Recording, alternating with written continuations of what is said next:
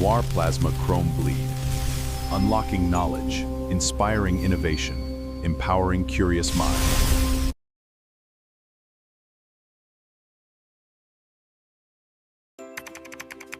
This website makes learning so easy. I found all my resources here.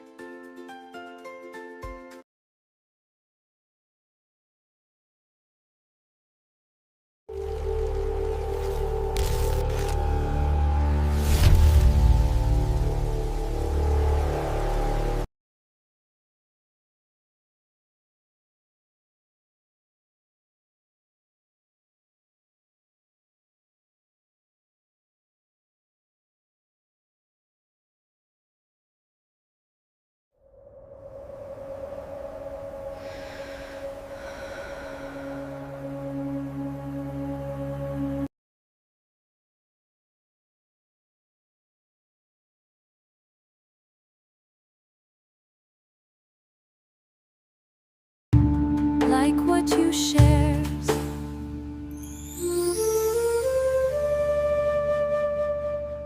Right, let's just dive straight into this. How exactly did a young princess, stripped of her royal titles and locked away in the terrifying Tower of London, manage to survive and trigger one of the greatest cultural explosions in human history? It's a story that sounds like a Hollywood thriller, but it is completely real.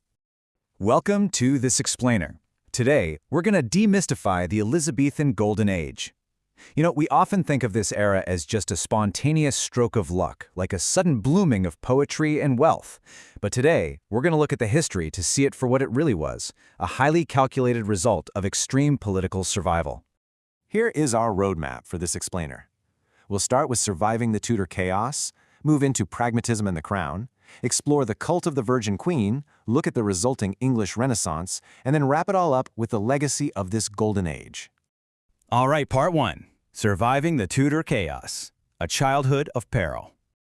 Just look at the sheer speed and intensity of this timeline. It is wild. Elizabeth was only 2 years and 8 months old when her mother Anne Boleyn was beheaded by order of her own father, King Henry VIII. Boom, immediately declared illegitimate. By her teenage years, she's caught up in the dangerous scheming of Thomas Seymour. He's beheaded in 1549. And by 1554, she's imprisoned in the Tower of London by her half-sister Queen Mary for suspected rebellion. She learned incredibly early on how to navigate a deadly political minefield where a single wrong word could literally cost you your head. So how do you survive that kind of chaos? Well, she armed herself with a world-class humanist education. To counter the brutality all around her, she developed an intense, almost relentless intellectual focus. Taught by brilliant minds, she learned to speak multiple languages so fluently that a Venetian ambassador later claimed each one appeared to be her native tongue. She was translating complex classical texts by Cicero and Tacitus for fun. Actually, a translation of Tacitus discovered just a few years ago in 2019 was confirmed to be in her own handwriting. She wasn't just learning, she was building the intellectual armor she would absolutely need to rule. Moving on to Section 2, Pragmatism and the Crown, a calculated reign. Taking the throne at age 25, she inherited a fractured, impoverished realm reeling from the religious whiplash of her half-siblings. And her ruling philosophy for dealing with this is perfectly captured right here in her personal motto, Video et teteo, I see and keep silent. This reveals a ruler who favored careful observation over the impulsive tyrannical fanaticism of her predecessors. While her father and sister used brute force, Elizabeth preferred to watch, calculate, and wait. That pragmatism birthed what we call the via media, or the middle way. She established a Protestant church to satisfy the reformers, sure, but she deliberately kept Catholic elements like crucifixes and ornate vestments. She cared way more about outward loyalty than policing her subjects' souls. By doing this, she essentially sidestepped the bloody religious civil wars that were actively tearing apart neighboring countries like France. Which brings us to Section 3, Cult of the Virgin Queen, a masterful PR campaign.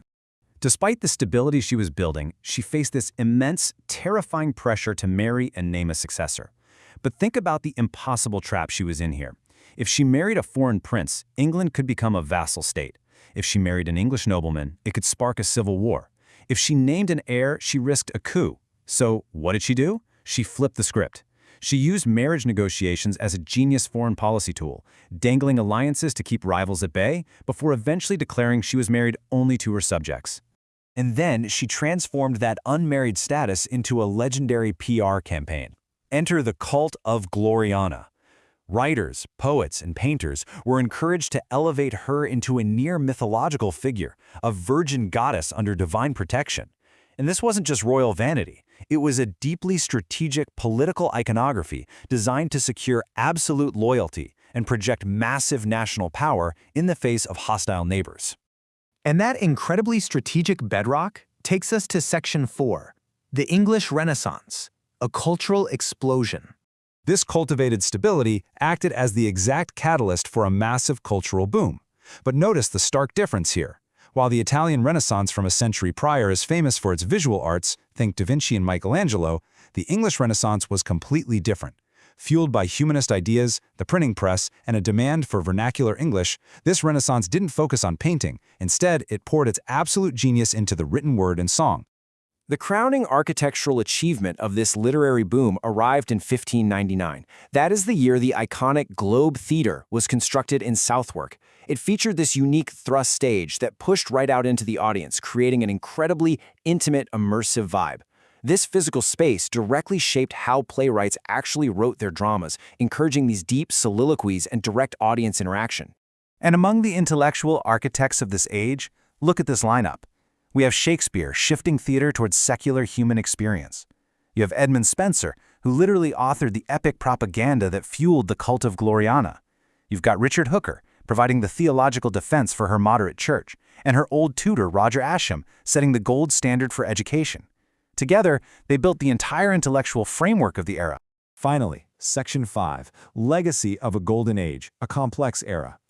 As we look at the end of her 44-year reign in 1603, we really have to look at the nuanced legacy she left behind.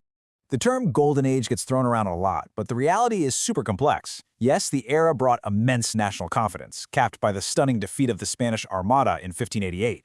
Francis Drake circumnavigated the globe, and literacy skyrocketed. But we absolutely must acknowledge that this era also saw the grim, dark foundations of the transatlantic slave trade under men like John Hawkins, voyages Elizabeth actually co-sponsored. Plus, her late reign was plagued by real economic struggles and military issues.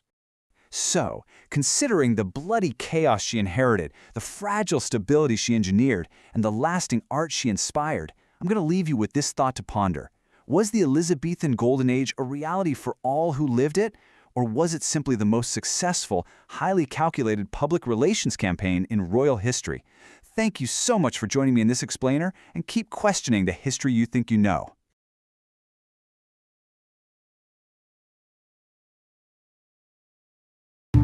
Like what you shared.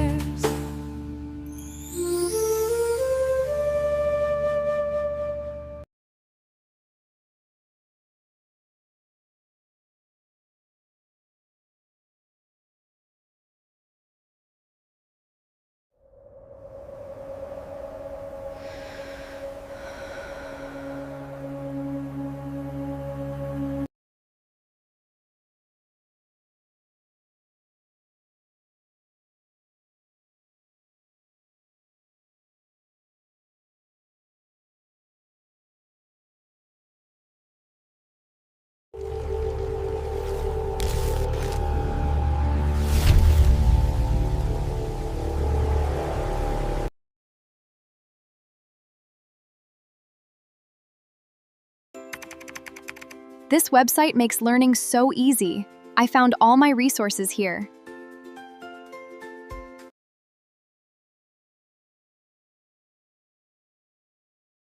Noir Plasma Chrome Bleed.